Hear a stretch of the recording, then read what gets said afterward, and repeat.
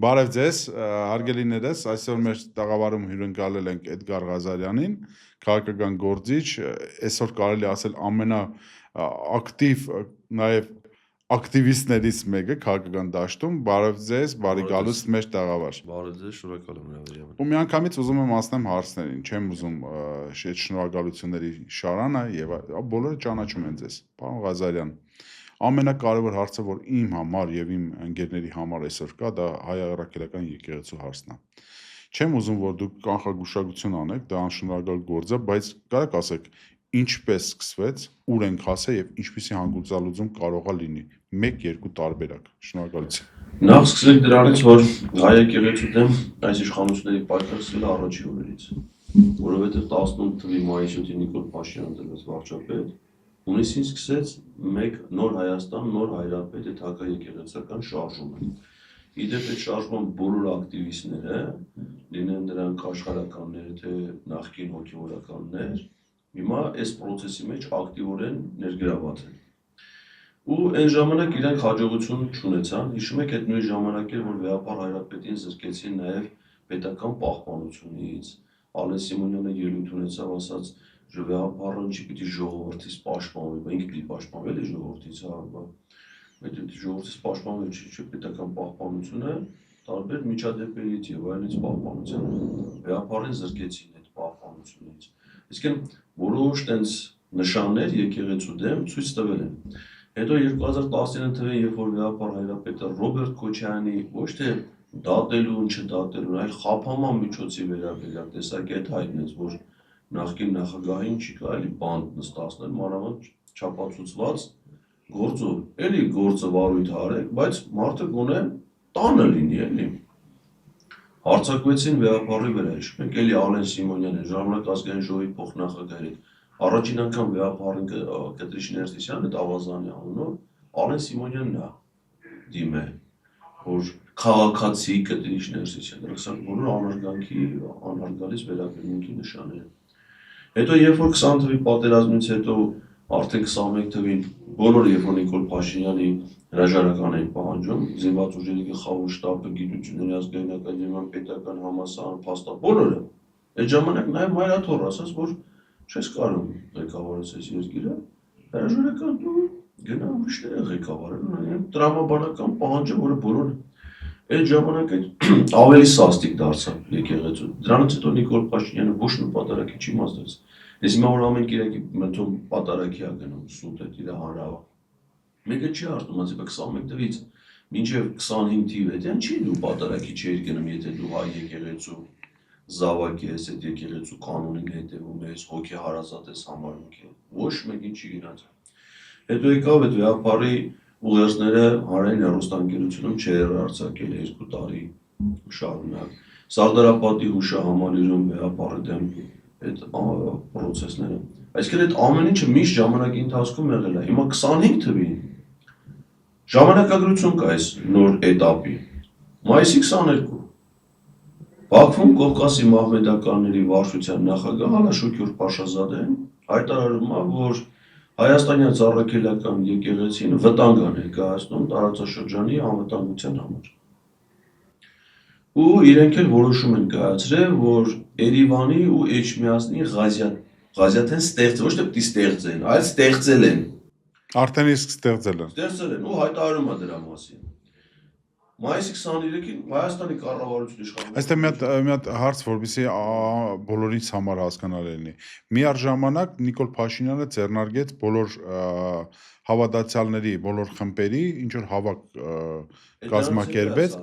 կազմակերպեց, բայց դրա մեջ դուք չեք տեսնում վտանգներ, որ Հայաստանը մեսիջ եղեց, որ մենք տոլերանտ երկիր ենք, մենք հավատքի բոլոր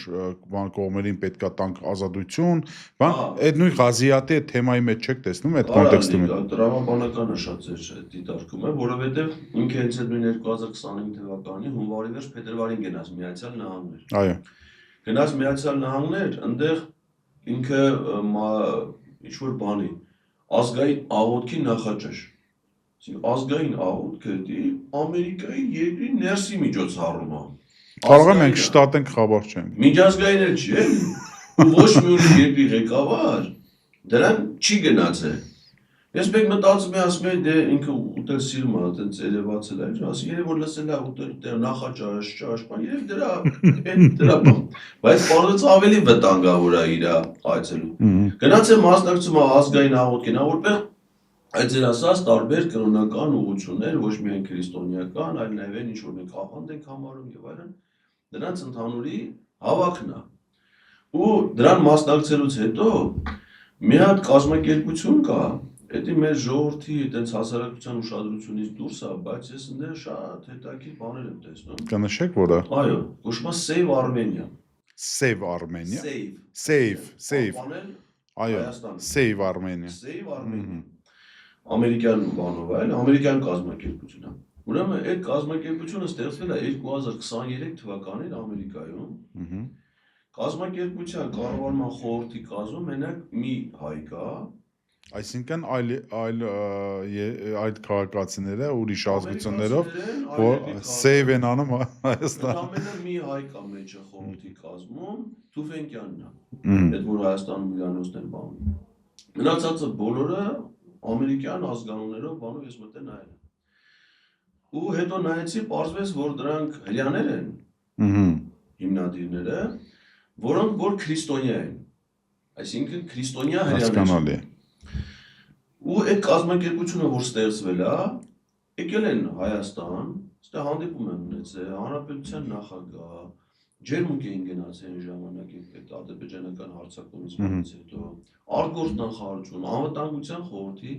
քարտուղար։ Այսինքն ընդունելիցը պետական ընդունելիցան են արժանացել։ Բայց անհասկանալի կազմակերպություն, նոր ստեղծված, ինչի համար են ստեղծել, ովքեր են, ինչ են անում, ոնց պիտի Հայաստանը, շատ կասկածելի։ Իսկ հետաքրքրվել է կյանքի խոսքից ինչ որ բաներ կա դեռ։ Չէ, ինքը կրոնական կազմակերպություններ։ Չէ, մարտիկ ներկայացուցիչներ։ Դες չեմ կարող։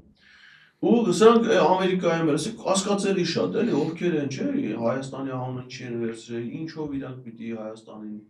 աջակցեն, ով է իրանց ֆինալ, այդ կազմակերպություն չէ, գրասենյակ ունեն, մարտառոտ գործ է գնում, անսարաշ աշխատավարձ ստանդարտ փողնով է տալի,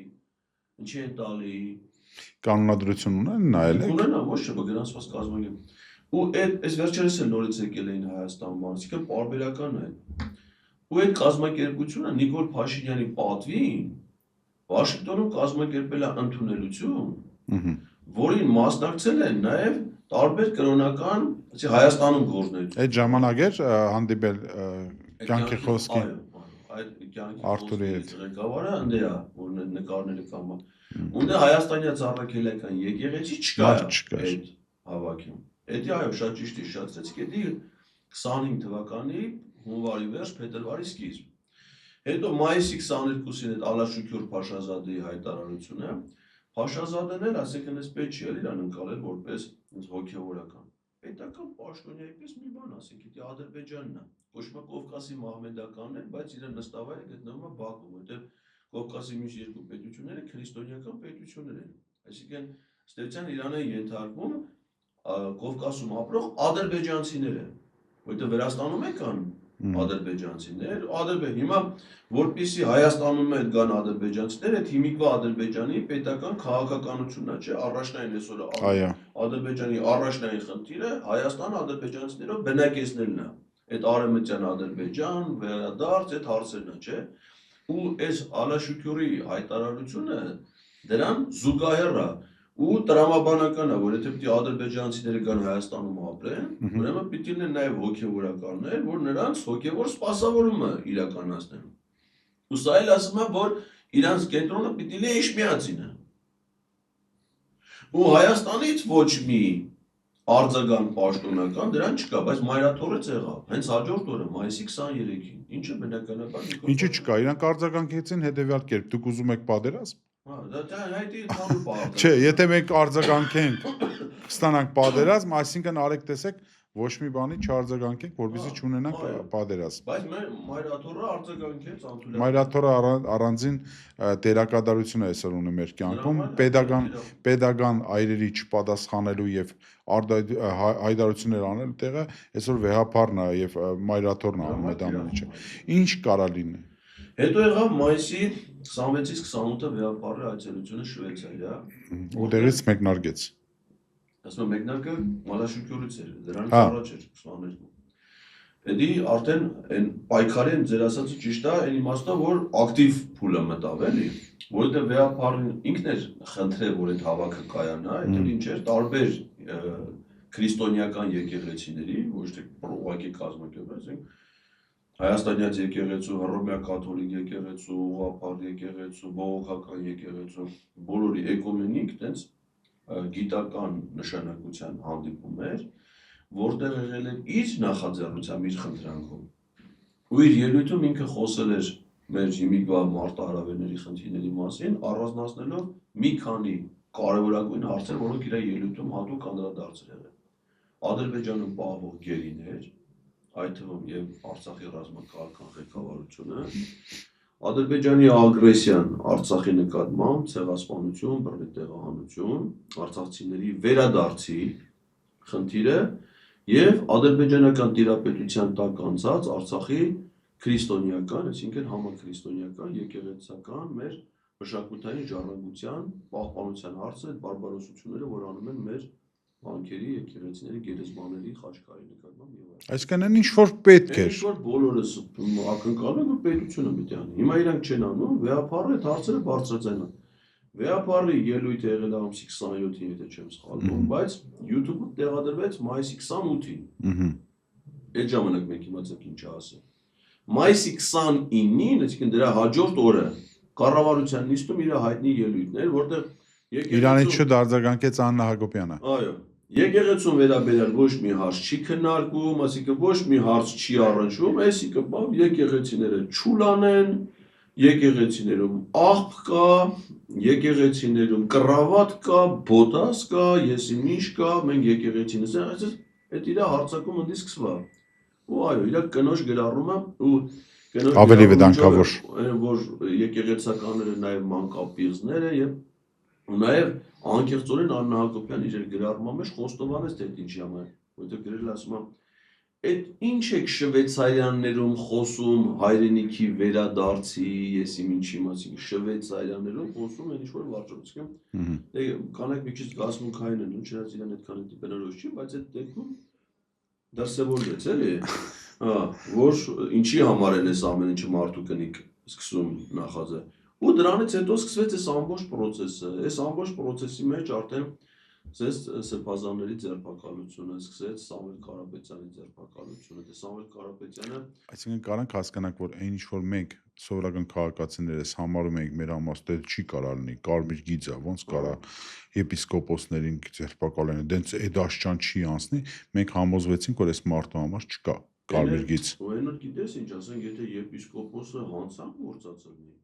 մտածես դե հանցանքա գործած, այն մարդը սպանել, դա ասես դե չէր կարելի մարդ սպանել էլի, չէ՞։ Այլես հիմա ոչ։ Այո։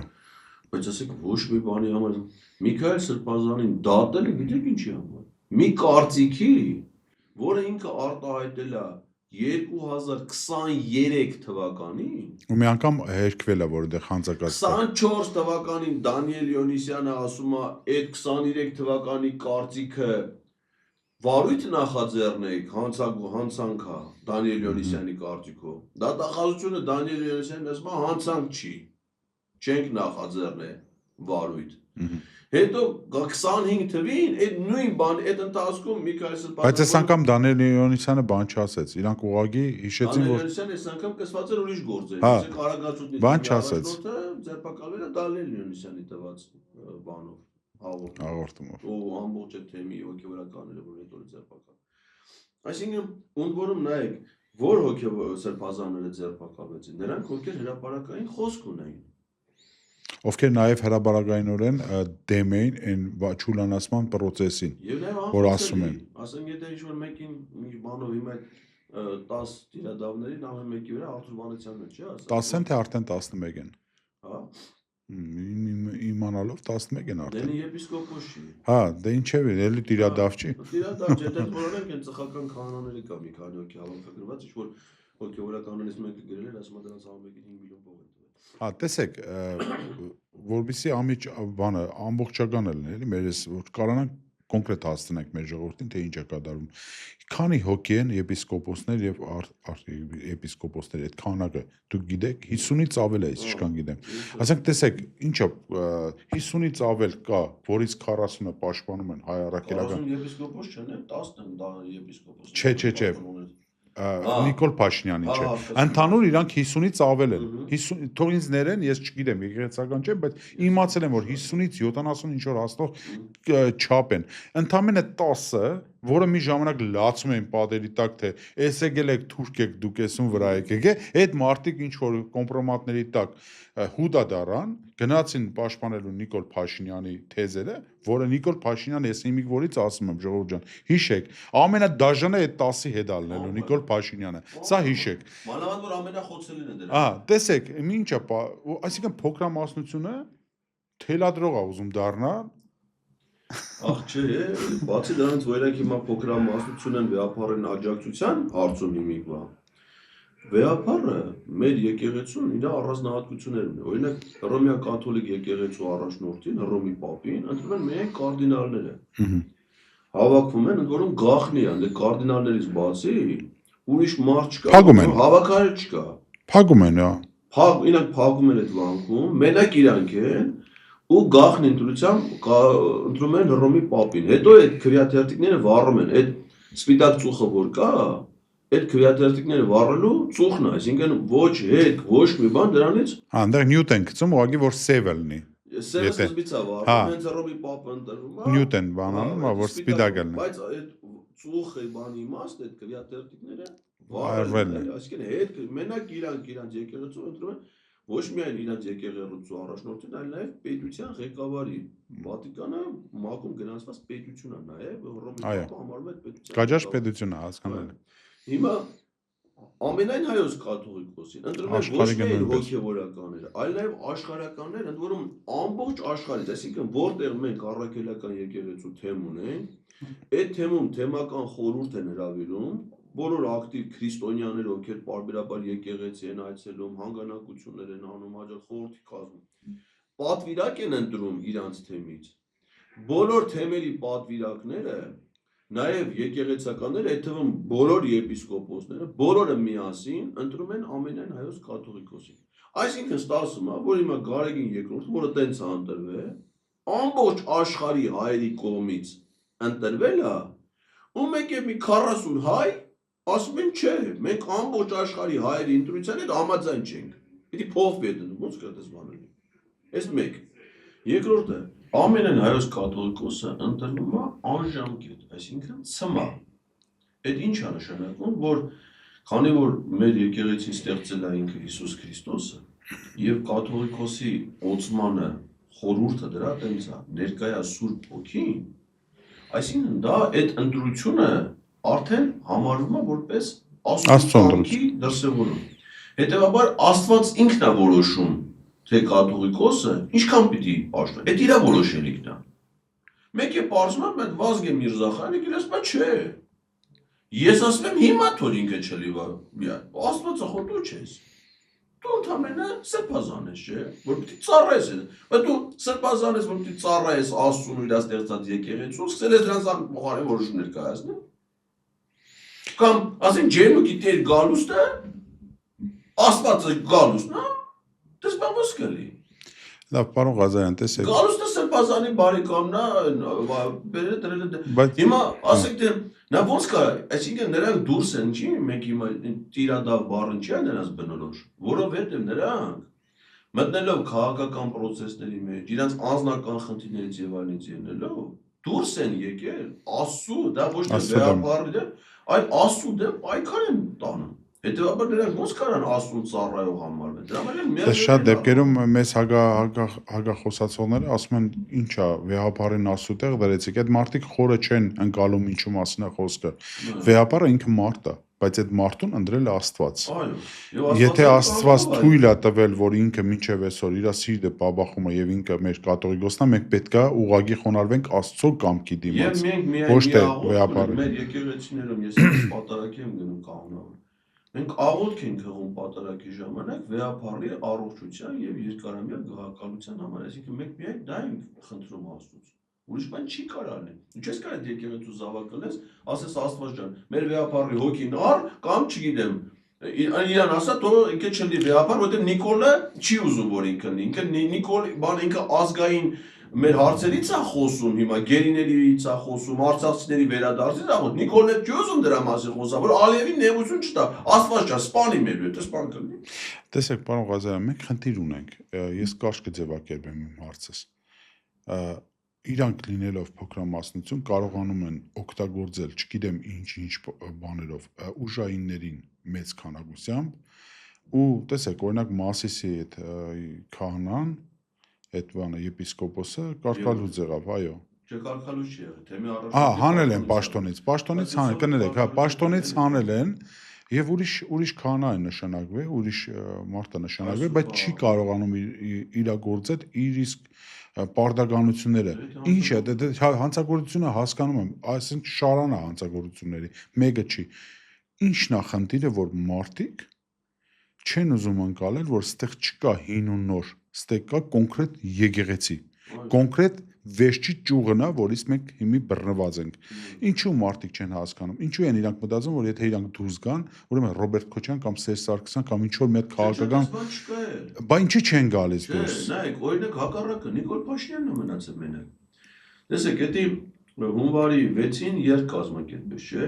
Զոր Գրիգոր Լուսավորիչ ոնց էր ասել, ուխտա ուխտերի սխալ էր գրել, չէ՞։ Հա, իր գրածոց 11 ուխտերի երթ։ Առաջ մի հատ կպես падգամավոր էր ասել, ուխտերով երթում ենք երթի։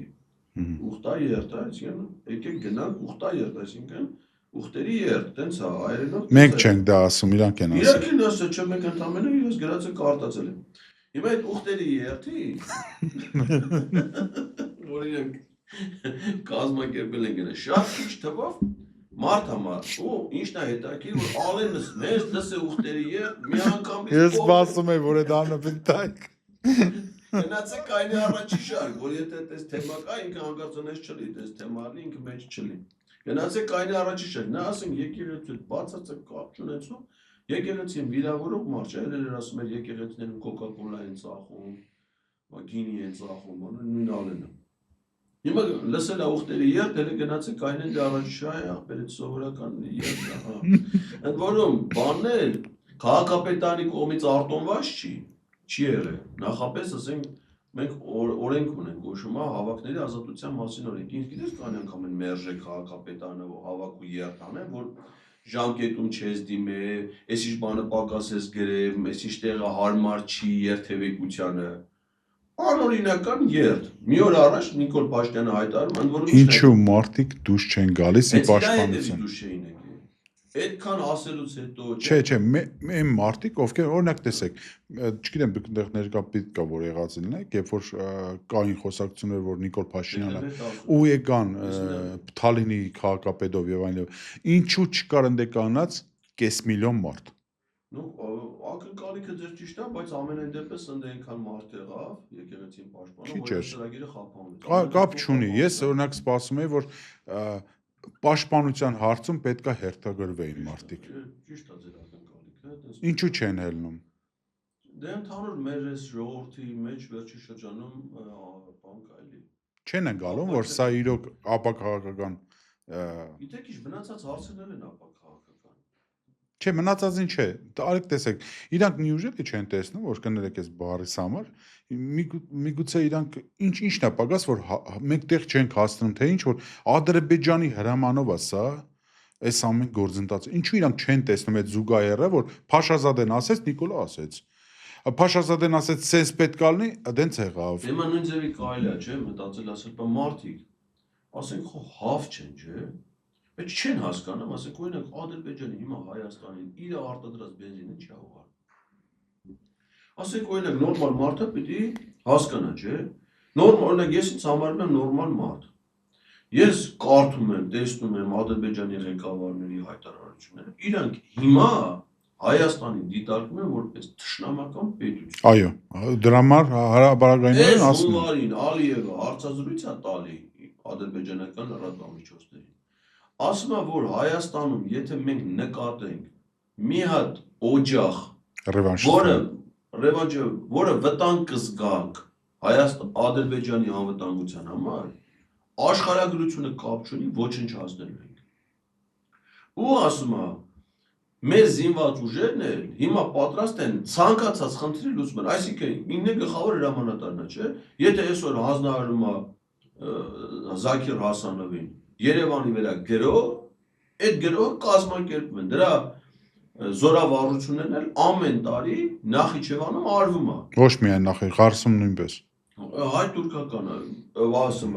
Աստված ջանի հայ թուրքականը։ Բանը թուրք-ադրբեջանական համատեղ զորավարությունները Նախիջևանում, ասում այդ իմ ասպետ եղած ժամանակ էր այդ վերափոխումը, որ դրան ծարի։ Նախիջևանում մի ժամանակ 5-րդ բանակային կորպուսն էր Ադրբեջանի զինված ուժերի։ Այդ ժամանակ սարքին համազորային բանակ։ Բանակ նշանակում է, որ իր մեջ կան արդեն կորպուսներ։ Քանակը կորպուսը հենց էլ չի ձևավորվում, ինքը պիտի քանակ ունենա եւ զորատեսակներ ունենա կազմած։ Դրանում կա մի տանկային ստորաբաժանում։ Ես լսել եմ 260 միավոր, նավապետության ասում ավելի շատ են։ Մենակ զրահատեխնիկան, տանկերը եւ Նախիջևանում գտնվող տանկային զորամիավորումը Խուստուփ լեռ չի կարա բարձրանա։ Վայոց ձոր չի կարա բարձրանա։ Իրանի վրա չի հարձակվի, Թուրքիայի վրա չի հարձակվի։ Իսկեն իր միակ մարտական խնդիրը ես զինվորական չեմ, բայց այն բոլոր մարդիկ ովքեր զինվորական ծառայության հետ կապ Դե ժամանակին զեկուցել են ձեզ երևի թե։ Որպես մարզբետ։ Դա բան չի, ես հիմա եմ դրա մասին բանում իմանում։ Ցանկացած մարտական ստորաբաժանում ունենում է մարտական խնդիր։ Հələ շատ դեպքերում խնդիրն է դրվում, նոր է ստորաբաժանում ստեղծվում։ Հիմա տրամաբանություն կա, չէ՞, Նախիջևանում գտնվող տանկային ստորաբաժանումը մարտական խնդիրը ինչ կարա անել։ Արագ բլիցկրիգ։ Երևանի վրա գրոհից բացի, իրանք տեսականորեն ուրիշ խնդիր չունեն։ Հիմա դրանք ընդեր նստած են, պատրաստ։ Ալիևն ասում է խնդիրը կա, Հայաստանի բանակը ինքը նույն Ալիևն ասում է, որ այլևս կազմաքանդված է, իսկ Ալիևը այդ ասում է, որովհետև ինքը ունի իր ԱԱԾ-ում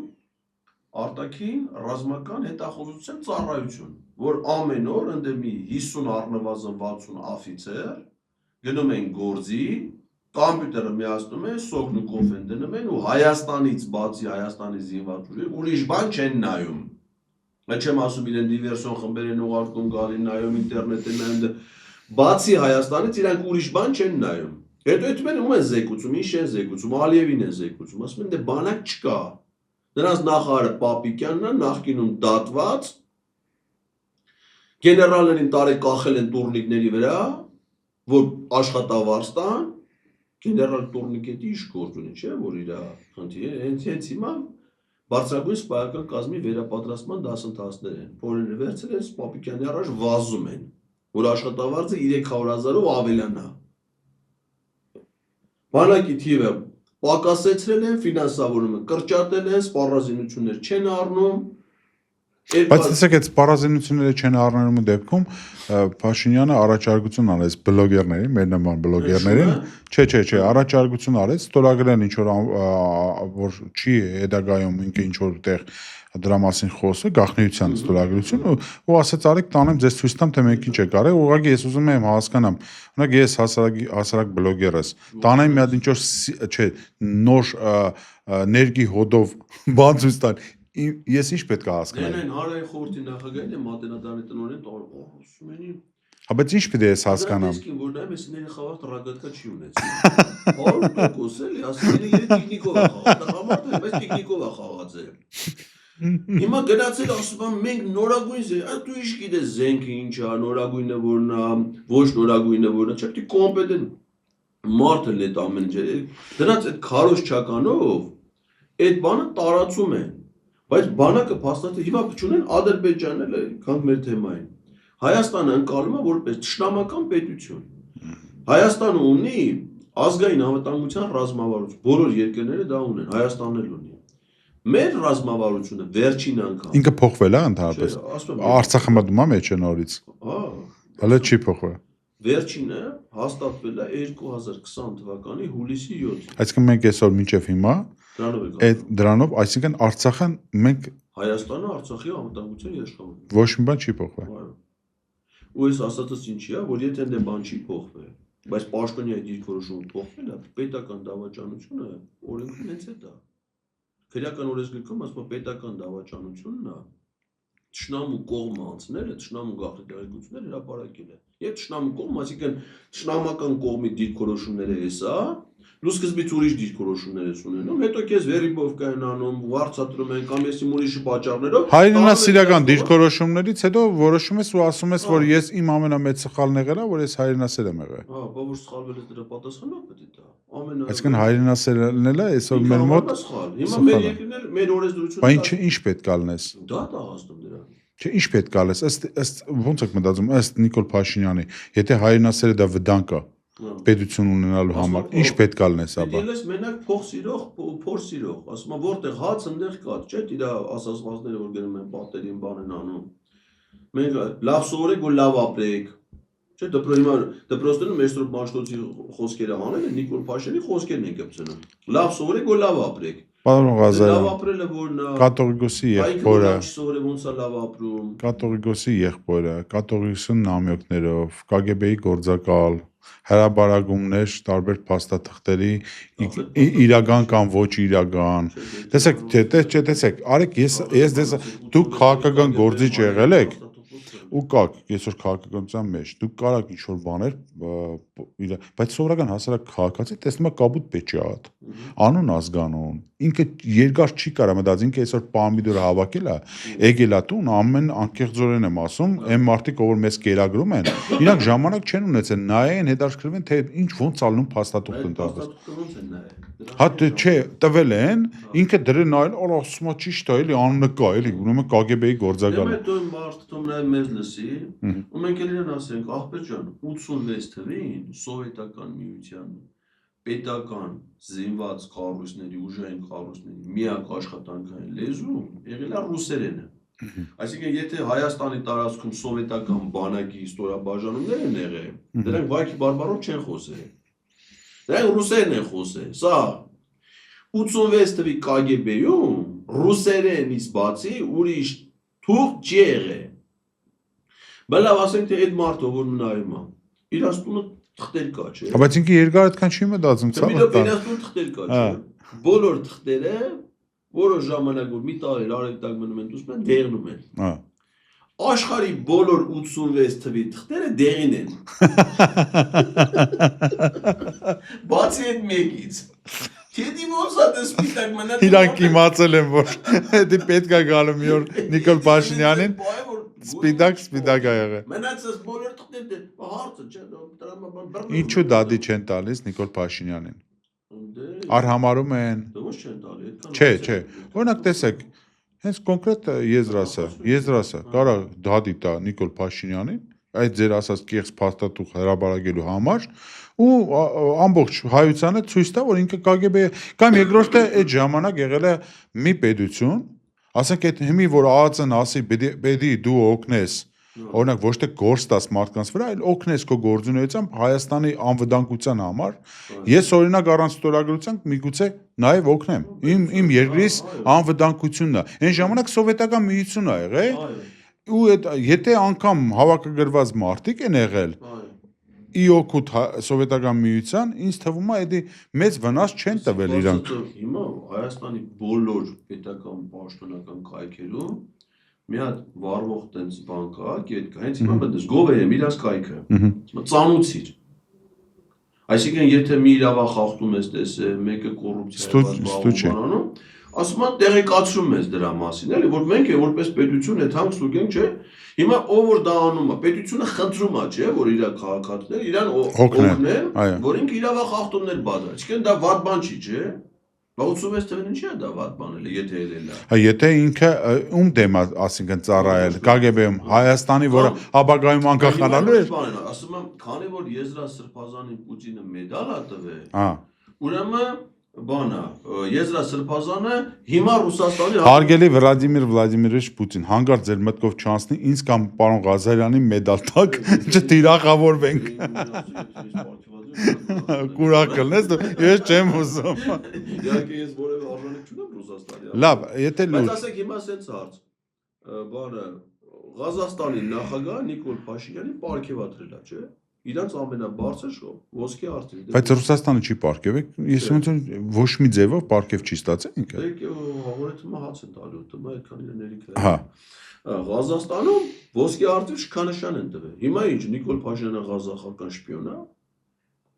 Իրանց տրամաբանությամբ տենց է։ Ընդ որում Եզրասրբազանն էլ ոչ թե Պուտինը հենց Եզրասրբազանին է պարգևատրել, այլ Ռուսաստանում կա պետական տոների օրացույցում իրանց պաշտոնապես հաստատված կոչվում է ազգային համերաշխության օր, միասնության օր, որ քանի որ Ռուսաստանը բազմամշակութային երկիր է, տարբեր կրոնների, տարբեր ազգությունների եւ այլի միավորման որպես մեծ Ռուսաստանի օր ունեն տոն։ Եվ Եզրասրբազանին Պուտինը պարգևատրել է այդ տոնի շրջանակներում Ռուսաստանում գործող մյուս կրոնական կազմակերպությունների տարբեր այնտեղ կային եւ մահմեդականներ եւ հրեաներ եւ բոլորի հետ միասին նրանց էլ է պարգևատրել Եզրասրբազանին էլ է պարգևատրել որպես Ռուսաստանի կյանքում ազդեցիկ կրոնական ուղղության առաջնորդի հիմա սա իրենք վերագրում են որպես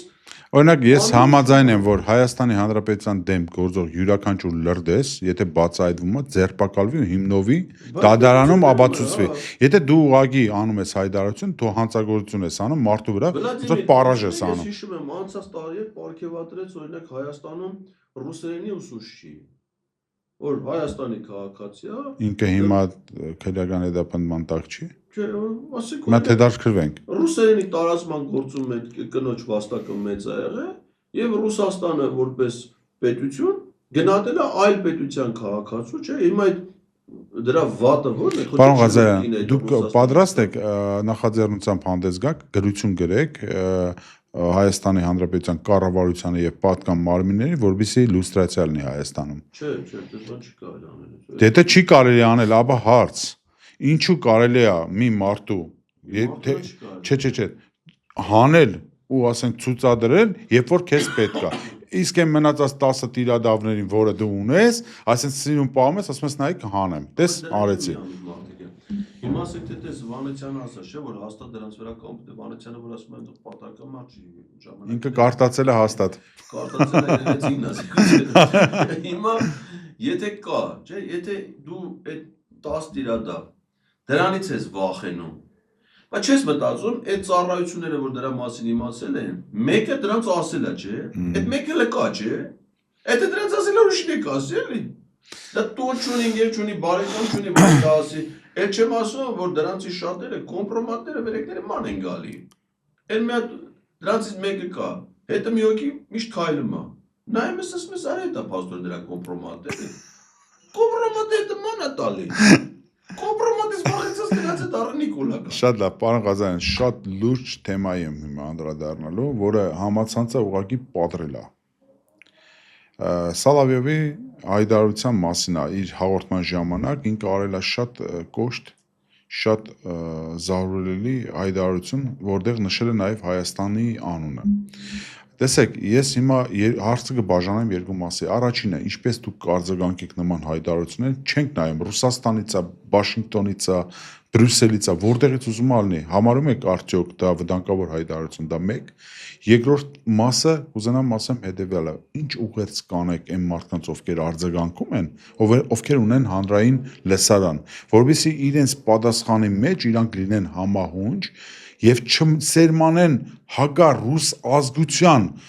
ազգությունների մեջ չսերմանեն հանգած որ վաղ աստեղ դուսը մի հատ ռուս տենան ասեն լարից տեղ արա ինչ եք ուզում մեզնից ու դեղից սկսվի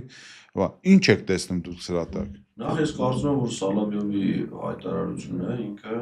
անթույլատրելի շատ վտանգավոր ու աներելի հայտարարություն է ոչ միայն մեր երկրի իմաստով դեռ բարձր ինքը մեր երկրի թիրախավորում է այլև Ռուսաստանի իմաստով որովհետև ինքը այդ հայտարարությամբ վարկաբեկում է այն ռազմական գործողությունը, որը իր երկիրը Ռուսաստանը իրականացնում է Ուկրաինայում։ Որովհետև իրանց նախագահը լրիվ ուրիշ ձևակերպումներ է տվել Ուկրաինայում հատուկ ռազմական գործողություն իրականացնելու համար։ Իր ասելուց ասում է, որ եթե մի երկրում մի բան իրանց ուզածով չէ, երկիրը ասում է Տրամփը եթե կարողանում անում մենք էլ անենք։ Պետք է սխալ ձևակերպում, այսինքն անթույլատրելի է ոչ միայն մեր հիմար, այլև ես կարծում իրանց երկրում են գյամերը քաշելու, դա անլուրջ։ Այսինքն դուք մտածում եք ինքը այնքան հնարավորություն ունի առանց Նախ սկսենք դրանից կոորդինացիայի։ Դե իրանց առաջին ռուպերն է ինքը ոնց որ։ Պետրոսը էլի։ Պետական Դրանց Պետրոսն էլի։ ձեր սիրելի Պետրոսը։ Չասեք օրինակ elə մի անգամ դուք լսել եք Ռուսաստանում ասեմ։ Պետրոսը կուրախանա դե չէ որ դուք Սալավյովի հետ իրան համեմատեցիք, ոնց եք մտածում։ Չեմ կարող կարելի է իրան հարցնել։ Բայց ամեն դեպքում իր կարգավիճակը Պետրոսի կարգավիճակը հերոստատերության քաղաքական մեկնաբան։ Նա ոչ երկրի ղեկավարն է, ոչ նախարարը, ոչ արտաքին գործերի նախարարը, ոչ պաշտպանության նախարարը, ոչ Ռուսաստանի դեսպանը, որ պետության անունից ժուրնալիստ է, քաղաքական մեկնաբան է, հիմա նույն բանը պատկերացրել է Ռուսաստանում դրան սաղորը քննարկել։ Պետրոսը երեք Հայաստանի հանրային հեռուստաընկերությամբ դες բան ասել։ Հայաստանի դեսպանին կանչա Ռուսաստանի ագնա ասել Պետրոս երեք ձեր մոտ ընկեր դեսպան ով է Պետրոսին է բան դերնում, չէ։ Հիմա մենք դες մեր հասարակության խնդիրն էլ է, էլի։ Սալավյովի սարքել են ես դամ ինչ։ Քաղաքական մեկնաբանը, որի կարող է լեզվի մեջ ոսկորը չկա, ինչ ասես խոսում է հիմա Ռուսաստանի Դաշնությունում։ Դե հիմա այո, նկարան է Ռուսաստանի քաղաքական մեկնաբանը։ Ես Ռուսաստանում շատ երկար եմ ապրել, որ դրան չհավատամ, պարոն Ղազարյան։ Չէ, հիմա լսի, ես օրինակ նախ ասեմ ասում ինքը պատասխանատվություն չկրող մարդ է։ Հիմա ասեք, ցենց ասեք, ամենից ասեք։ Ոչ գործից են հանելու, չէ, ոչ պետության տեսակետը, այք խո պետության տեսակետը։ Եկե հակապետական արտահայտությունը ըստ ձեր ասածի։ Իր այդ նորից եմ ասում, իր հայտարարությունը իմ ընկալումներում հակապետական է Ռուսաստանի պետության։ Այ բա ինչի չեն ձերբակալի։ Դե հիմա ձերբակալը թե ինչքան չգիտեմ, այդ իրաց խնդիրն է։ Բայց ինքը այդ իմաստով է նաև, բայց արժեքավոր չէ, մենք դերեք այսօր մեր Հայաստանի քաղաքական գործիչները արձագանքում են Ռուսաստանի հեռուստաընկերությունից մեկի քաղաքական մեկնաբանի տեսակետը։ Ոնց է Ռուսաստանի պետում այդ պատգամավորները Պետրոսին արձագանքել։ Դες բան չի կարող լինի։ Նախ նրա ասելով չի որոշում էլ Ռուսաստանը ինչ պիտի անի, որևէ երկրի հետ բարեկամություն պիտի անի, թե պիտի հարձակվի, թե ինչ պիտի անի։ Նա չի որոշում։ Նրա ասածներով չէ եկել։ Ինչու համար արեց։ Չեմ կարաս հիմա քաղաքական մեկնաբանը նստել է եթերում հիմա մի բան խոսել է, ես հիմա նստեմ դրան վերլուծեմ թե ինչ։ Մի բան պարզա որ դե ինձ համար իմ ընկալումների մեջ Հայաստանի անկախությունից թանկ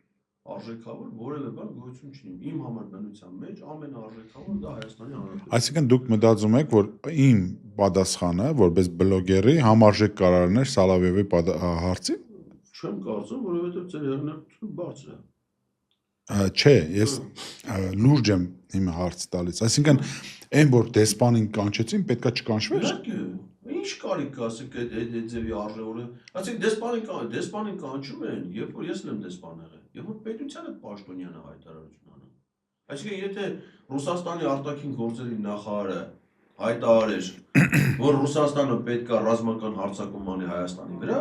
այդ ժամանակ պետքա դեսպանին կանչել ասել։ Իսկ եթե Պետրոսը վաղը կանի, ու ասի, չէ, տեսեք, չէ, Պետրոսը կանի, ասի, որ մենք գտնում ենք, որ Հայաստանը պետքա հadoop միջամտություն ունենա ռազմական, չէ, հadoop միջամտություն ունենա Ռուսաստանում, որովհետեւ մեր շահերին բան լինի։ Ոնց եք մտածում, մեր դեսպանը չի կանչվի։ Չէ։ Ես մտածում եմ կկանչվի։ Ասա որ Պետրոս հակառուսական խոսում է, էլի։ Բայց սա գիտեն որ Պետրոսը ում համար է խոսում։ Այսինքն Պետրոսը խոսած, Փաշինյանը խոսած։ Ժողովի նախագահ հակառուսական հայտարարություններ անում, դա դեսպան չեն կանչում։ Ազգային ժողովի նախագահ Արհամարում են։ Չեմ անում ինչ են անում, բայց դեսպան կանչել են նոտա տալը, դրանք բացառիկ դեպքեր են։ Քաղաքական մեկնաբանի հայտարարությանը այդ ձևի արժեք հաղորդել է խոսում մտցել, արդեն համարում ես, որ դա հեծալելու է, մնում է դեմն առնենք։ Դա դիտեն չի, երկրորդը Այն ինչ որ Սալավյովը ասում է, որ պիտի Ռուսաստանը անի, Սալավյովի ասելով, Ալիևը անում է։ Դրա հետ ես շատ համաձայն եմ։ Ալիև վաղուց արել է, ու հələ անում է։ Ալիևի ասածին բան չեն ասում, հələ մի հատ նորից ոտեն են ընկնում, ասում են, ճիշտ է ինքը ասել է, որ հունվարին հարցազրույցը ասել է հարձակվենք Հայաստանի վրա, հələ բայց դե 60 դրամ էժան բենզին է ուղարկել։ Կոնջյանի հայտարարությունը դասել եք։ 60 դրամ բենզին է էժան ուղարկել։ Դու Ալիևինով այս երկու հələ մի բան ասեմ դες, տեսեք, հիմա սա հայ հասարակությունը տեսակետը քննարկում է, չէ՞։ Դու Հայաստանի մի պաշտոնյայի քպեական կապ չունի ինչ ռանգի է, Նիկոլ Փաշինյանից սկսած, մինչև ասենք օրինակ ոնց ասեմ, աներձակ հրաչ։ Ահա։ Մի հատ թուրք ղեկավարի մասին, Թուրքիայում կլի թե Ադրբեջանում։ Մի հատ թթու խոսք լսած կա թե։ Թաթու մռու խոսք։ Ասեք, հիմա առավոտից օրինակ ասում են նախկին նախագահները, չէ՞, Սերժ Սարգսյանը Մութալիբովի հասցեին Ադրբեջանի նախկին նախագահ Էլչիբեի հասցեին մի հատ թթու խոսք մեկից լսած կա։ Ես ավելի շատ լսել եմ արտարացնել։ Այսինքն, եթե ինչ որ Թուրքիայի կողմից, որը այս վերջերս պատկերացրեք, ինչ կոշտ հայտարարություն արեց Թուրքիայի արտգործնախարարը, երբ որ ասեց Ֆիդանի մասին է խոսքը, երբ որ ինքը ասեց նշեց, որ Ամերիկայի դերակատարությունը տարածաշրջանում ինչումն է, Հայաստանին համոզել գնալ ավելի զիջումների, որբիսի Ադրբեջանի շահերը սպասարկվեն։ Այսինքն մեզ կոպիտ ասած ասում է Ամերիկան սպասարկում է թուրքական շահերը ու Հայաստանն է հնազանդվում է դրանից կոպիտ արտահայտություն ու պատասխան չկա Հայաստանի կողմից։ Հիմա այսօր իրար հետ խոսում ենք, հիմա այս պահին Վաշինգտոնում է գտնվում Հայաստանի արտաքին գործերի նախարարը, որը թուղթ է ստորագրել, որ Հայաստանի 76% Ամերիկայինն է, մնացածը Հայաստանին է։ Այսինքն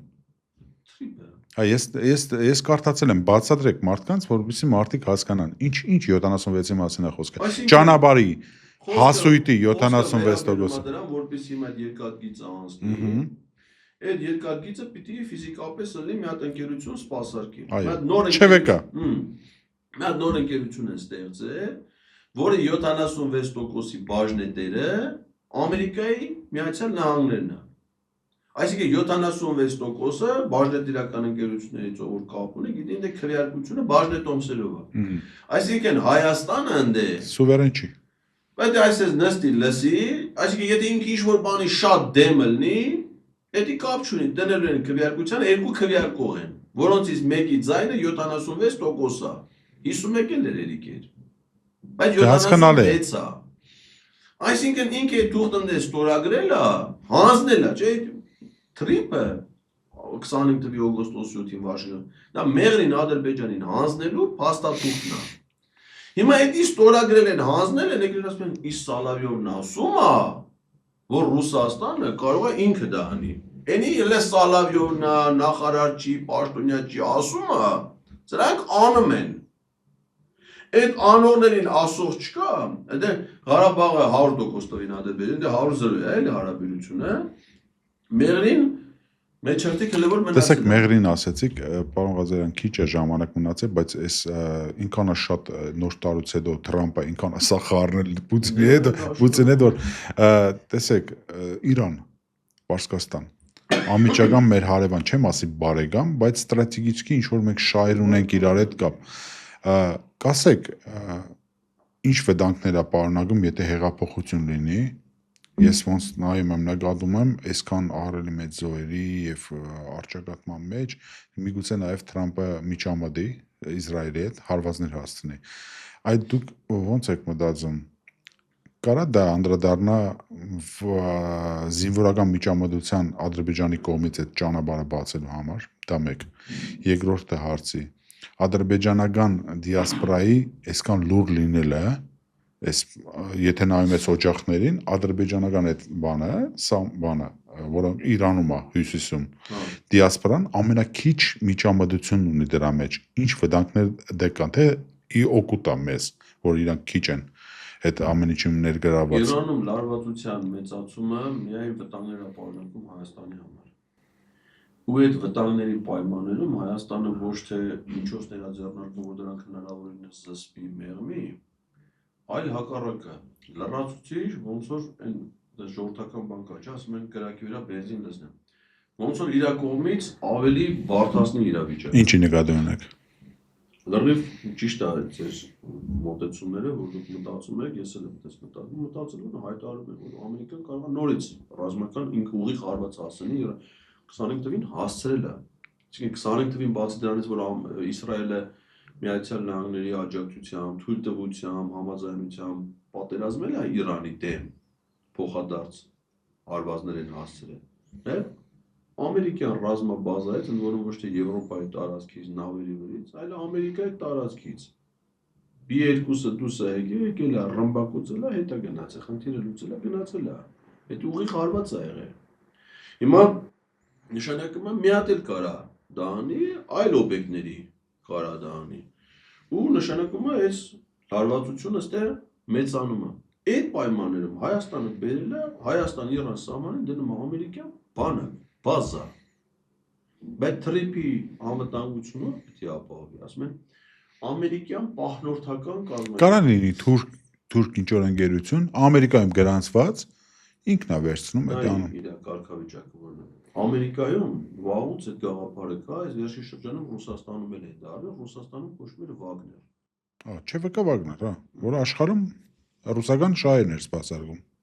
Այսինքն ինքը համարվում է մասնավոր կազմակերպություն, պետական։ Կստати, Ռուսաստանում է օրենքով արգելված է ունենալ սեփական բանակ։ Բայց իր էությունը որ Ամերիկայում շատ կա։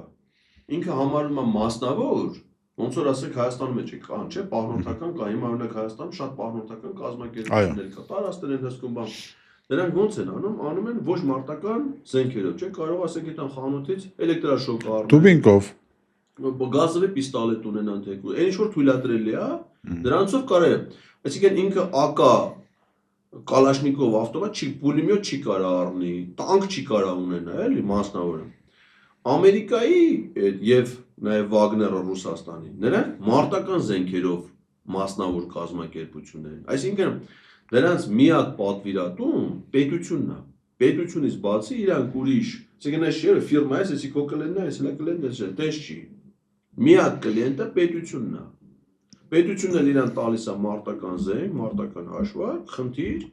բայց ասում եմ որպես մասնավոր գնա, էլի թող չստացի որ ես ընդասեմ, թող չստացի որ Ռուսաստանը Աֆրիկայում զորք ունի։ Դու մասնավոր SPS գնացել ես ընդեղ խնդիր ես լուծում, բայց ականայտը չէ, ինչ խնդիր է։ Հիմա այս թրիփի պահպանություն իրականացնող ամերիկյան պահնորդական կազմակերպությունը տենց է։ Այսինքն ինքը մարտական զենքով է գալու ընդեղ նստի։ Հիմա ու սպասարկելու է իր տերերի բանը հասկանում են։ Պարսիկներն են, չէ՞, հասկանում։ Բայց ինչի պարսիկները, բա ասեցին մենք վտանգներ չենք տեսնում։ Սկզբից ասեցին չենք տեսնում, այն սկզբնական շրջանում, երբ որ ոնց խաբեցին։ Կոստանյանը գնաց խաբեց։ Դե Կոստանյանը չեմ կարծում, այդ նախագահն էլ եկավ, չէ, Հայաստան դրանից հետո։ Բայց այս վերջերս արդեն հոգևոր առաջնորդի խորհրդական ասաց, դա ամերիկյան բազա է, դա մեր համար անթույլատրելի է։ Լավ էլ հասկանում են, այս չի որ չեն հասկանում, ո՞նց չհասկանան։ Հիմա Հայաստանը այս լարվածության ֆոնին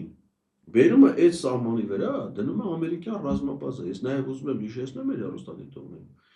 որ այդ սահմանային ուղեկալներից ռուսներին հանել են 25 թվականի հունվարի 1-ից։ Բայց սահմանի պահպանությունը էլի ռուսներինն է։ Ռուսներն են։ Հիմա պարզ է, չէ, որ այդ նույն հատվածում որ նույն հատվածն է, այս նույն սենյակն է, ստե միաժամանակ չի կարա գտնվի Ռուսաստանի ՖՍԲ-ի սահմանապահ ու Ամերիկան։ որում սահմանապահները դրանք ՊՆ-ին չէ ենթարկվում։ Դա ՖՍԲ-ն է։ Ու ամերիկյան զորք։ Նշանակում է ռուսներին ընդից հանելու են, չէ՞։ Հիմա ռուսները ընդեղ գտնվում են մի պայմանագրով, սա շատ կարևոր բաներ եմ ասում։ Ռուսները հայ-իրանական եւ հայ-թուրքական սահմանը մի պայմանագրով են դրա շրջանակներում են դեպի դա 92 թվի կնքված հետո վերականգնված 97-ին 92-ը վերականգնվել է 97-ին հիմա գործողը որը որ իրանք նստած են հիմքը 90 այսինքն առանձին բազային պայմանագիրը ՖՍԲ-ին առանձին է այն առանձին կարող է համալրվել լրացի բան բայց հիմնական բազային պայմանագիրը որ ուժը կորցրած չի դա 92 թվի սեպտեմբերի պայմանագիրն է ու այդ պայմանագրի կարևորությունը ոչ միայն նա որ իրավունք է տալի որ ռուսները ընդ հայ-իրանական եւ հայ-թուրքական սահմանին նստեն այլ նաեւ այդ պայմանագրով Հայաստանը ընդունում է Սովետական միության եւ Իրանի Սովետական միության եւ Թուրքիայի միջև կնքված պետական սահմանի մասին միջազգային համաձայնագրերը Խորհրդային միության փլուզումից հետո ամբողջ աշխարհում Սովետական միության իրավահաջորդը Ռուսաստանի Դաշնությունն է ոչ թե նրա առանձին ինչ է կանխատեսում չեմ կանխատեսում իրավական վերլուծություն եմ անում այո այսինքն եթե ռուսներին հանում են այդ պայմանագիրը չեղարկում են այդ պայմանագիրը որ չեղարկվում է այլևս չեղարկվում է Հայաստանի ճանաչած Ռուսաստանի եւ Թուրքիայի պետական սահմանի մասին միջազգային պայմանագիրը Ու քանի որ Հայաստանը Թուրքիայի հետ պայմանագիր չունի պետական սահմանի մասին առանձին, Առիթ ենք տալիս մտածելու թուրքերին։ սահմանը վերանում է իրավաբանորեն։ Ու եթե սահմանը վերանում է, Վերագծվում է։ իրանք որտեղ ուզեն ընդ գալի նստում են։ Ու հիմիկվա կարգավորները ոնց է, սահմանային պայմանագիրը կա Ռուսաստանի եւ Թուրքիայի միջեւ, ռուսական սահմանապահ զորքներ կանգնած իր պայմանագիրը նայում է, չէ՞, մեր հետ միասին։ Հիմա եթե դա դուրս է գալի, այդ սահմանը վերանում է Թուրքիան ուր ուզի պիտի գա նստի, ու դա վերաբերում է նաեւ Իրանի սահմանին։ Ու հիմա այս լարվածության պայմաններում դրանք բերում են մեղին հանձնում են Ադրբեջանին, ամերիկյան ռազմաբազան բերում տեղակայում են հայ-իրանական սահմանին, ու լրիվ Հայաստանը գցում այս վիճակի մեջ։ Պարոն Ղազարյան, շատ հաճելի է ձեր զրուցելը, ժամանակը մեր սպառվում է, ես չեմ ուզում ավելի հարց տամ, հուսով եմ շատ բովանդակալից եղավ մեր այսօրվա հաղորդումը, շնորհակալություն եմ հայտնում ձեզ, պարոն Ղազարյան, չմոռանաք բաժանորդագրվեք, չմոռանաք հավանության կոճակը սեղմեք, քանի որ այս ամեն ինչը շատ մեծ դժվարություններով կազմակերպում ենք ձեր համար։ Շնորհակալություն, նոր հանդիպումներ մինչև։ Շնորհակալ եմ։